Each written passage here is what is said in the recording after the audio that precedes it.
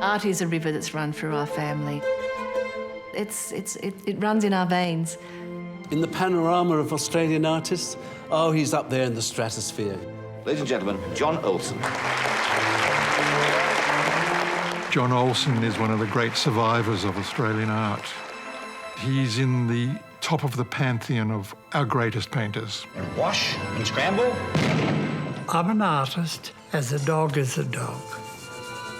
I didn't choose my profession, it chose me. An artist has to have a visual grasp of the world. He was international, he was worldly.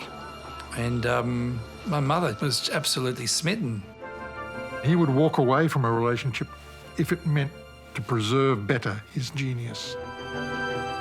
When Dad left, it was like the sun had disappeared. Even though he cast great light, for me it became a shadow. Some may say, oh, to be a great artist, you have to be a selfish bastard. My father had to put his art first. Tim started being an art dealer because he loves artists and wanted to nurture and support other people's careers. Want some lemonade? In my abyss, I lost sight of what I really had. You know, I did have a wonderful wife. I did have a beautiful child. I did have a wonderful business, but I couldn't see it. I think in many ways Tim medicated himself in that sorrow and that pain through alcohol. Cheers, Stevie. Timmy, have you got a drink? Oh, cheers. My story is really about any of us who can turn our parents into demigods and then judge yourself against those people and feel it's too unsurmountable.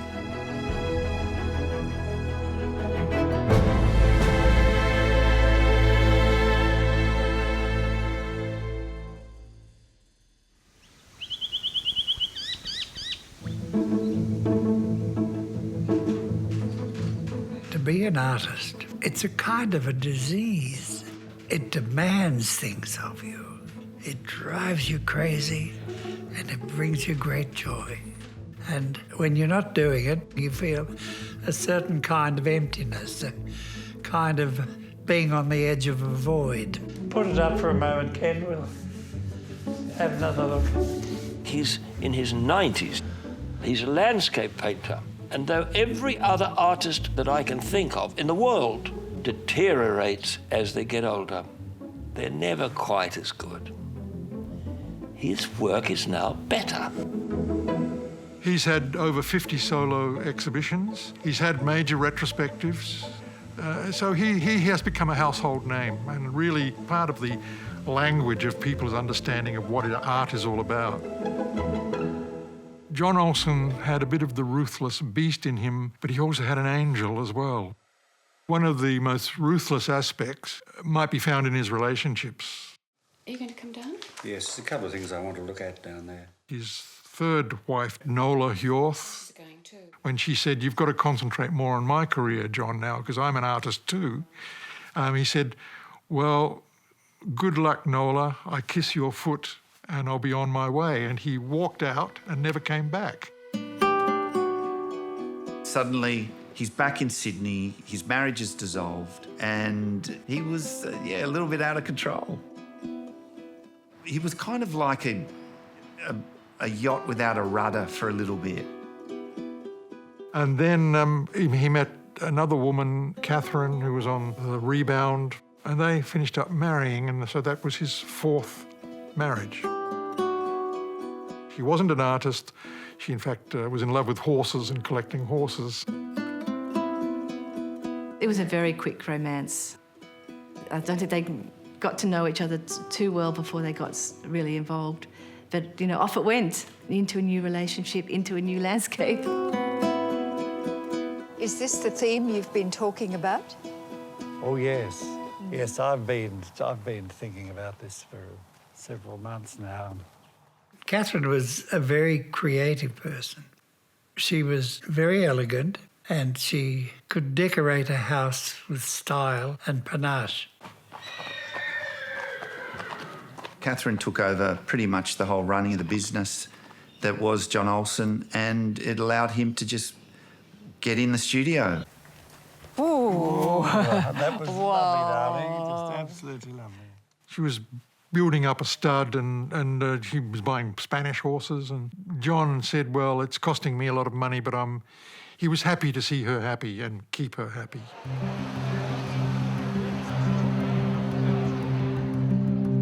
He loved his family, but Tim and Louise felt that John always put his art first, before his marriage and before his children. And the trouble for Tim and Louise was that they really couldn't get an entree into the marriage with Catherine.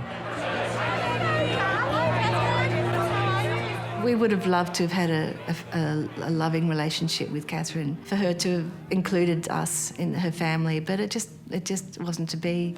And it was heartbreaking. It was heartbreaking for all of us. It was heartbreaking for Dad too, that he wasn't able to really have his kids around. Catherine was very protective of me. She should not have made it difficult for Tim and Louise to see me. I think that was very hurtful. And I'm really sorry about that. Now, what about this? Isn't this fantastic? Yeah, I like that. When Dad left and married women who wanted to, essentially extricate us from being around him, that was really when the drinking escalated. And it was getting to the point where I could no longer keep up the act. A couple of artists left the gallery. I was losing my family and I was about to lose my business. And that I was becoming a persona non grata. Barry Humphries was very concerned about Tim's drinking, and he urged Tim on a number of times to try to stop drinking, and in particular to go to Alcoholics Anonymous. Alcohol inexorably led Tim to the gates of insanity and possible death. He ended up in hospital, and the nurses, I remember saying to me, he's going to die. If we see him again, this could be it. We were having a family Christmas at Louise and Steve's, and it just wasn't good. And, all the family rallied around. He wasn't well, and he said that day, I need help. The next day I was on a plane to California to rehab because it had to stop.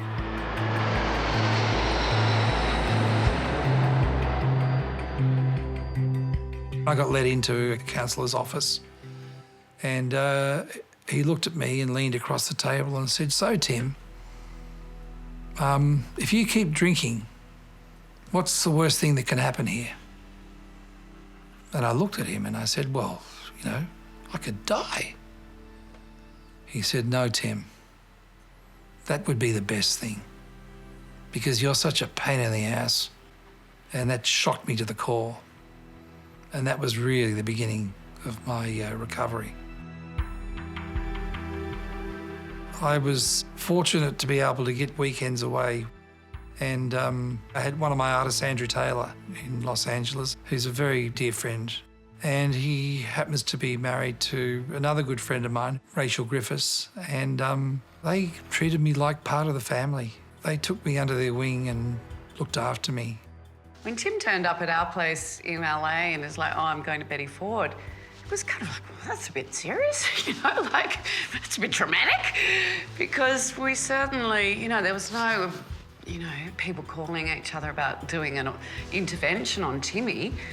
It's quite normal in America, isn't it, to get sober and go, you know what, I'm going to make this change in my life. I ended up spending 3 months there. I had to be rebuilt psychologically. I had to, in a way, be a nobody when no one had heard of John Olsen. If nothing had been done by him, he would have died. Certainly lost the whole business and a life in the gutter. That's how serious it was. And I'm very proud of him. When I started getting my life back, I started to think, oh, I'm bigger than a drink now. I'm going to have a drink. Anyone trying not to drink should never go anywhere near a race course, I can tell you that now. A friend of mine invited me to his VIP tent at Melbourne Cup. There I was handed an Aperol spritzer. And the next thing I know, I'm somewhere in Paran in a nightclub sipping away on, espresso martinis. And I'm thinking to myself, how did I get here? And the next morning, I remember waking up being so ashamed of myself. And since then, I've never picked up a drink again. He's resisted it now for 10 years, which is I'm just so proud of him. And I know just how much courage and how much strength it took him to reach the other side of his drinking addiction. When Tim became sober, it changes everything. So the dynamics change in all relationships. I mean, it changed for us that we ended up not surviving it. I mean, we'd been through a lot together. And the fact that we're still such great mates now is amazing. Yeah, they just asked me this morning. Oh, that's fantastic. They want me to speak for 15 minutes. Tim and I need to realise that on our own, we're powerless over alcohol.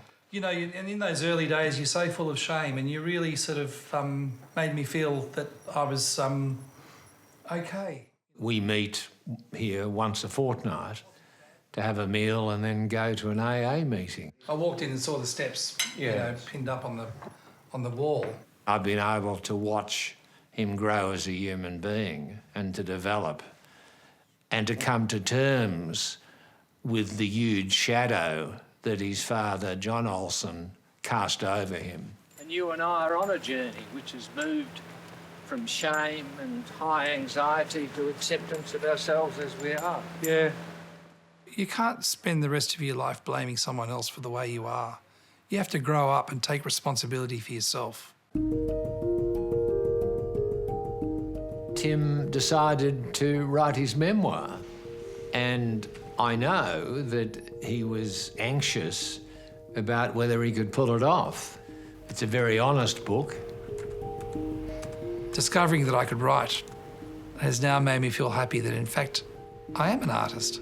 I'm an author, and I didn't know it. Ladies and gentlemen, please welcome to the lectern Australia's greatest living artist, the father of the author, John Olsen. Those remarks, ladies and gentlemen, are the very remarks that have made it difficult for my son.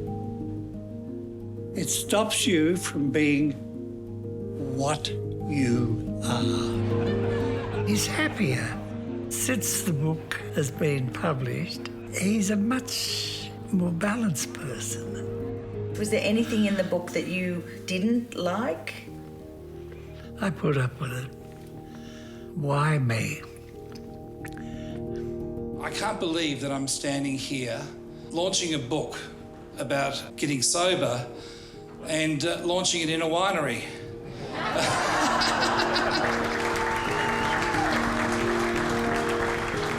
I am immensely proud of Dad from how far he's come. Because although I didn't see a lot, I heard a lot about, how hard it was for him. Just to see him transform himself mentally is just incredible. Now I have this wonderful relationship with this young man. Thank God he doesn't ever remember me being drunk. He was my great inspiration. It was Tim who was most badly damaged. Tim's sister Louise doesn't seem to me to have been damaged by having that huge, shadowy father. Somehow we had that same calling to be artists, to be drawn into the art world. Louise, she was aware that she was famous vicariously because of her father, but she needed to do it on her own terms. At art school, I remember the art teacher looking over my shoulder, sort of saying, oh yes, maybe a bit like her father, or, there was always that comparison. Louise and I met the first day of art school. I just looked across the circle and just went, oh my God, look at, this is going to be fun. We went to the art gallery and we literally standing in front of 5 bells. And she said, my father painted that. There it is. It was one of those. Oh, right. Okay, well, let's have a chat about that. It's lovely, these touches of red against the blue, beautiful, discordant complementaries. We started a creative conversation that day that's still going. And it's just alive. I mean, that is electric. Yeah.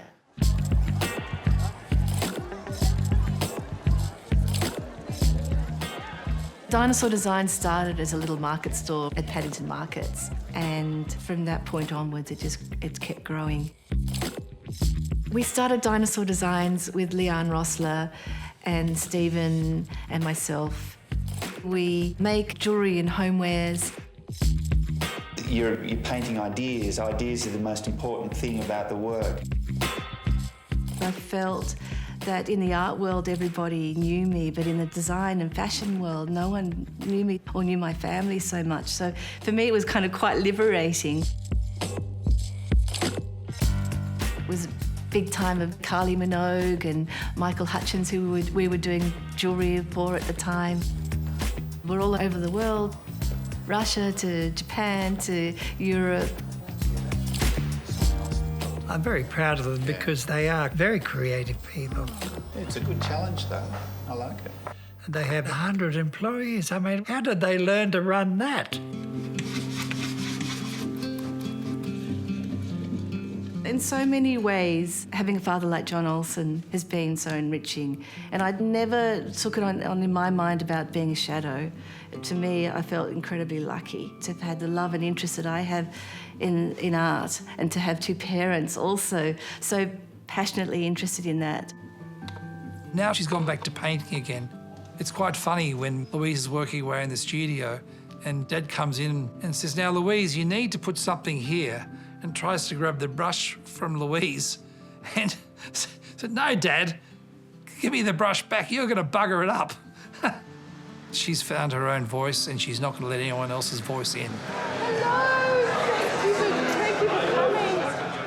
One thing that Dad always installed in us is you've got to work in life, and the more you work, the more life gives you in so many ways. And the relationship between them and the spaces between them.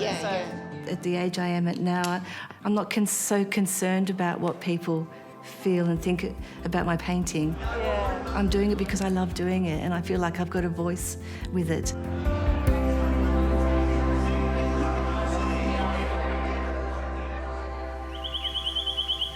Hi, Mama. Got a lovely treat for you. Really? Yes. What's happening? Lovely present from Dad. Really? Yes. My mum, Valerie, just loved and adored my dad. And they always ended up to be great friends, even through the breakup. I'd always see them have great chats, swapping books. That's a big thing John and I had in common. We both love poetry. She got on with her life, definitely, and she kept painting. She really found her own voice and her own strength. Do you remember that painting at Watson's Bay? I do. I remember her ringing me one morning saying, "Oh my God, I feel like I'm having a stroke." We rushed her to the hospital. In fact, they discovered that she had a brain tumour. One of the great things about Tim's relationship with his mother is that he was sober when she was dying. I never forget going up to the hospice.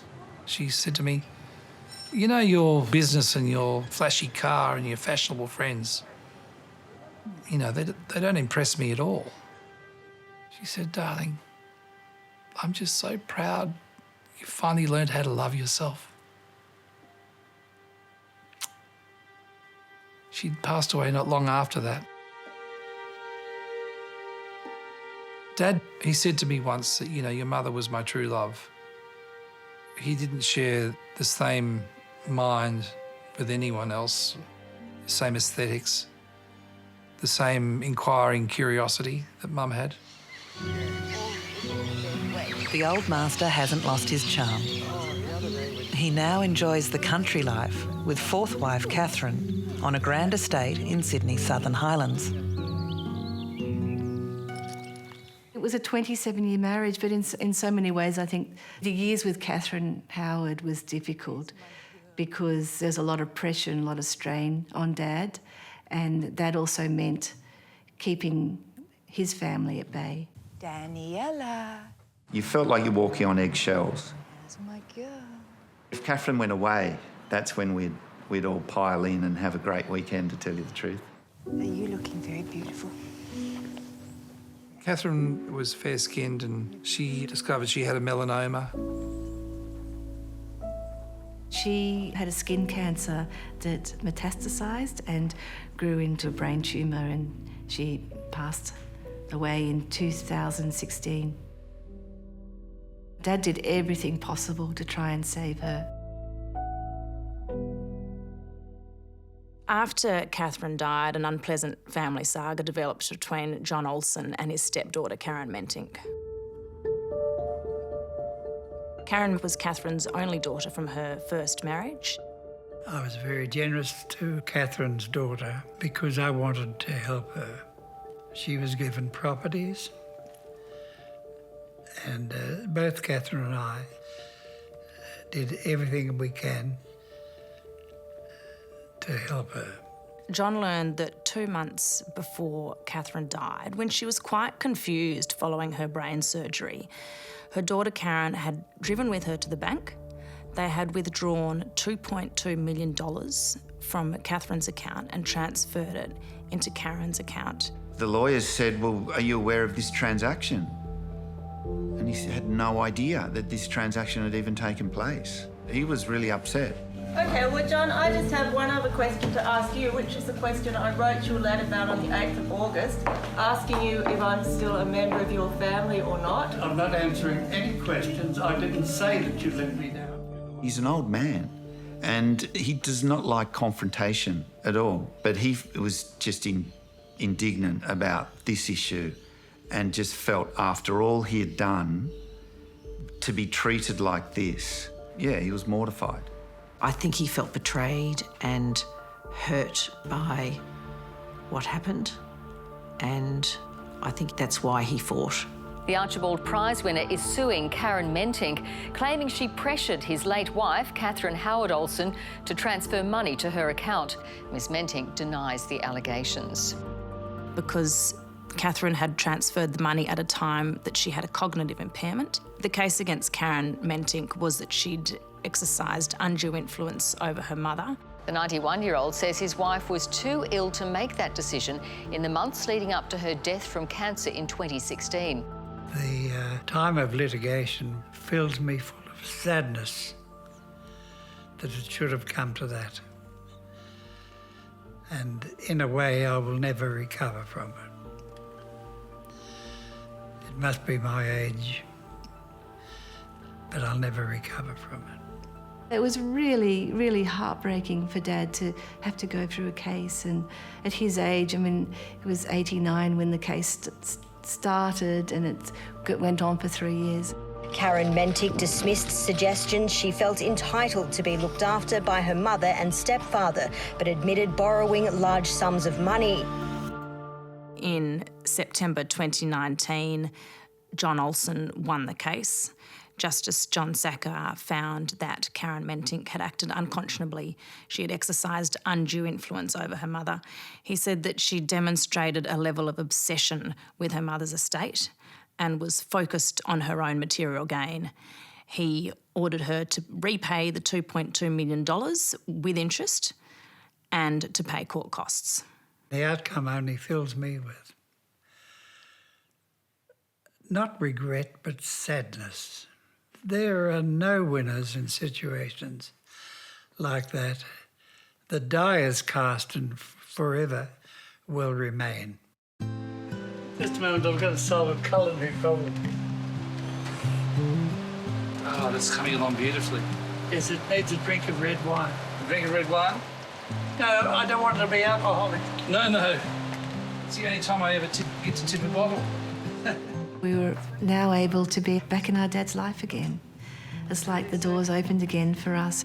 We're able to draw and to cook together, to play music together again.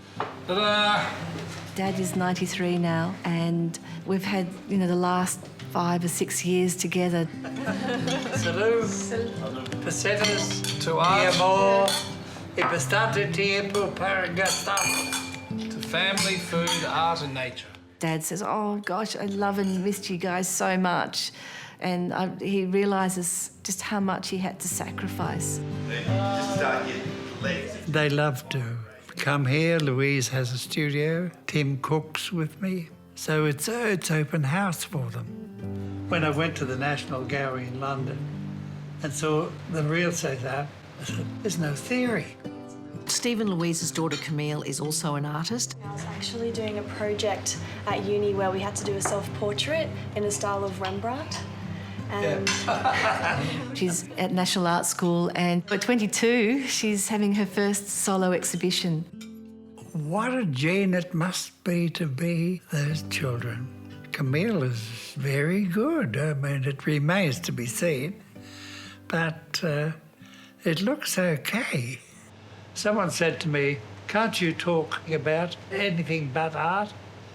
And I said, "But what else is there to talk about?" Well, it's always been top topic in our house, isn't it? Yeah. Always. And also, Dad's grandchildren from his first marriage with Mary Flower are also very creative and very involved in the art world and are very much part of the family. And we need another brush. Great paintings change your life, and John Olsen has done many paintings that will have that effect, I think, in generations to come when he's no longer here. With Dad, this driving force that painting gives him, that he just so determined about it. And when he's in the studio, he's in his happiest place.